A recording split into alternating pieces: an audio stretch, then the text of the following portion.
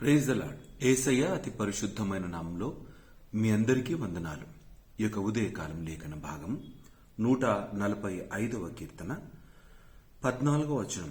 యెహోవా పడిపోవు వారినందరినీ ఉద్ధరించువాడు, కృంగిపోయిన వారందరినీ లేవనెత్తువాడు.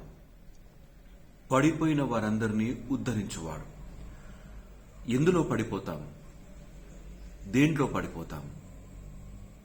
నిలకడగా నిలబడాలి, మా కాళ్ల మీద మేము బ్రతకాలి, మా జీవితాన్ని మేము ముందు కొనసాగించుకోవాలన్నది ప్రతి ఒక్క మానవుని కోరిక, ఆశ.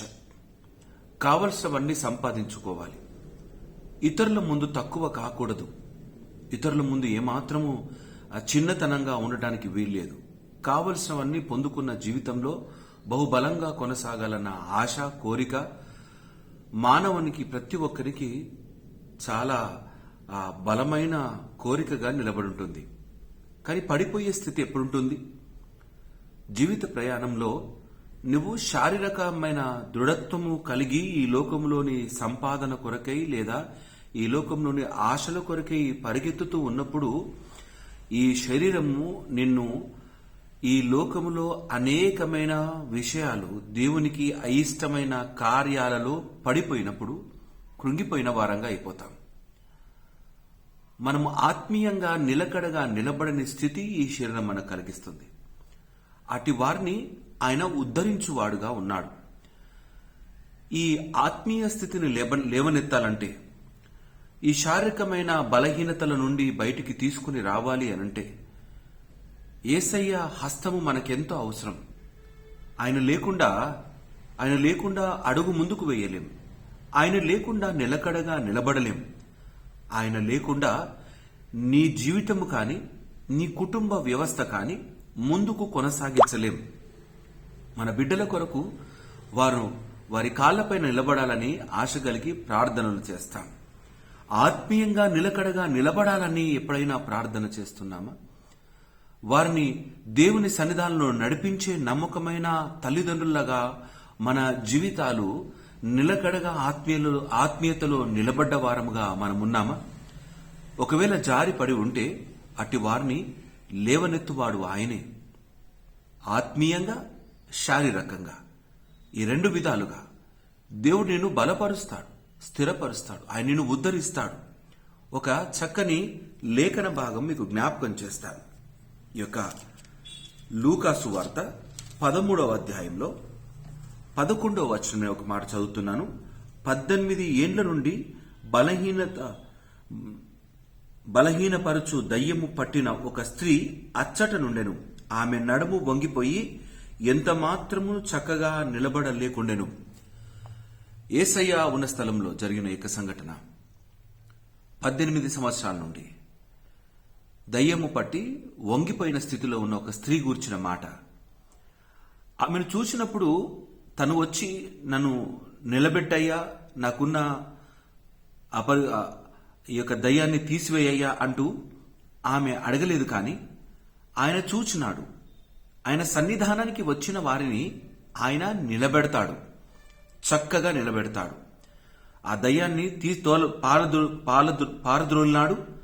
ఆ దయ్యాన్ని తీసివేసిన తర్వాత, అపవిత్రాత్మను తన జీవితంలో లేకుండా చేసిన తర్వాత శారీరకమైన రుగ్మతను కూడా తీసివేసినాడు. మన యేసయ్య కృంగిన స్థితి నుండి లేవనెత్తువాడు.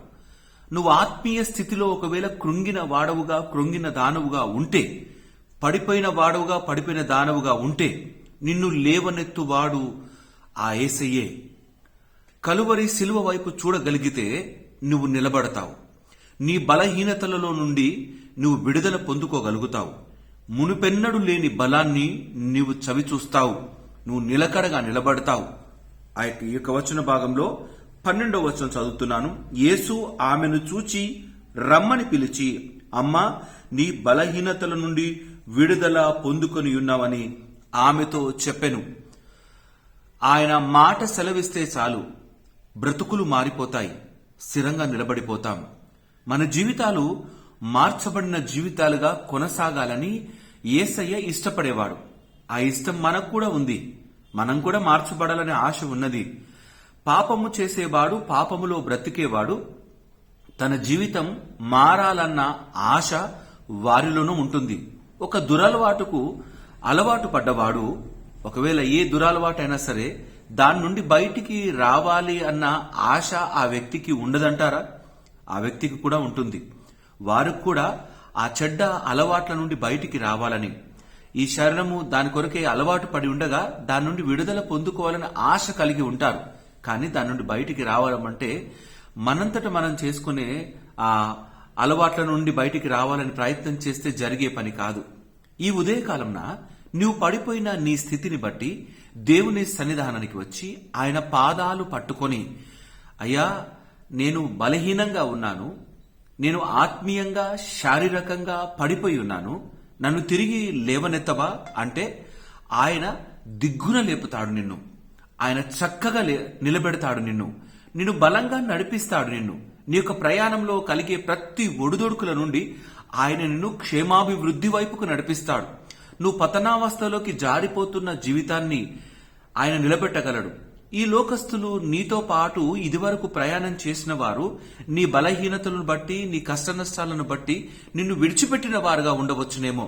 కానీ యేసు ప్రభువు నిన్ను విడిచిపెట్టేవాడు కాదు. ఆయన పరమును విడిచినవాడు. నీ కొరకై భూమికి తెంచి ఆయన మామూలు వ్యక్తిగా, సామాన్యునిగా నీ కొరకు, నా కొరకు ఈ యొక్క లోకంలో మార్గాన్ని నడిచి చూపించినాడు. రక్తమాంసాలు కలిగిన వాడు దేవుని ఆజ్ఞలకు లోబడలేడు అనే సాకు ఒకవేళ మనం చెబుతామేమో, అట్టి సాకు కూడా చెప్పకుండా ఆయన నిలబడ్డాడు. నేను నమ్మకంగా ప్రయాణం చేద్దాం. ఈ దినాన నువ్వు కృంగి ఉంటే నిన్ను లేవనెత్తుటకు ఆయన హస్తము సిద్ధంగా ఉన్నది. ఈ దినం నువ్వు పడిపోయిన స్థితిలో ఉంటే నిన్ను పరిగెత్తించుటకు, నేను బహుబలముగా ముందుకు నీ భవిష్యత్తు జీవితంలో కొనసాగింపజేయుటకు ఆయన సిద్ధంగా ఉన్నాడు. ఆయనకు చెయ్యి అప్పచెప్పడానికి నీవు సిద్ధంగా ఉన్నావా? ఒకవేళ అట్టి సిద్ధపాటు లేకపోతే ఆయన దగ్గరికి వచ్చి క్షమించమని అడిగి, బలపరచమని అడిగి, నా ప్రణాళికలు పాడైపోతున్నాయి, నా జీవిత ప్రయాణంలోని ఎన్నో ఒడిదొడుకులను బట్టి నేను ఆగిపోతున్నాను, నిలబెట్టు దేవా, నేను కృంగి ఉన్నాను దేవా, నువ్వు ఉద్ధరిస్తావని నీ యొక్క లేఖనాలు సెలవిస్తున్నాయంటూ ఆయన అడిగే వారంగా ఉందాం. ఈ ఉదయకాలం ఈ బలమైన మాటలను హృదయంలో దాచుకొని అడుగులు ముందుకు వేద్దాం. నీ యొక్క బలహీనతలలో బలాన్నిచ్చేవాడు, ఆయన శక్తినిచ్చేవాడు, ఘనపరిచి నిన్ను నడిపించేవాడు ఆ యేసయ్యను కాదని మన జీవితాన్ని మనం ఉద్ధరించుకోలేము. నమ్మకమైన యేసయ్యను కలిగి నమ్మకమైన జీవితంలో కొనసాగుటకు ఇష్టపడే వారముగా మనముందాం. దేవుడి మాటలు దీవించి ఆశీర్వదించుగాక. తలవంచుదాం, ప్రార్థన చేసుకుందాం. దయచేసి నాతో పాటు యొక్క ప్రార్థనలో ఏకీభవించండి. మా యేసయ్య మీకే వందనాలు, ఈ యొక్క ఉదయకాలం కొరకే వందనాలు. నా తండ్రి మాకు తోడైనందుకు వందనాలు. నా తండ్రి నీవు పడిపోయిన వారిని లేవనెత్తువాడవు. నా తండ్రి కృంగిన వారిని నాయనని ఉద్ధరించే దేవునిగా మాకు తోడుగా ఉన్నావు. మమ్మల్ని బలపరిచి స్థిరపరిచి ఆత్మీయంగా నీ యొక్క వాక్కులో ఎదుగుటకు అనేకులను నా తండ్రి యొక్క సన్నిధానానికి నడిపించే బిడ్డగా నిలబెట్టండి. కుటుంబ జీవితాల కొరకే ప్రార్థన చేస్తున్నాను. కుటుంబంలో ప్రతి బిడ్డ కొరకే ప్రార్థన చేస్తున్నాను. వారి బ్రతుకు ప్రయాణంలో నా తండ్రి వారు ఎన్ని ఒడిదొడుకుల మధ్యలో ఉన్నారో నా తండ్రి వాటన్నిటిని తొలగిస్తూ నీ కృపలో భద్రపరచమని ప్రార్థన చేస్తున్నాను. దేవా నీకే వందనాలు. నాయన దుఃఖాన్ని ఆనందంగా మార్చే దేవుడు నా తండ్రి, నాయన నీవు కృంగి ఉన్న స్థితిలో నుండి మమ్మల్ని లేవనెత్తగలిగిన సమర్థత కేవలం నీలోనే ఉన్నది. నువ్వు మాట సెలవిస్తే చాలు మా బ్రతుకులు మారిపోతాయి.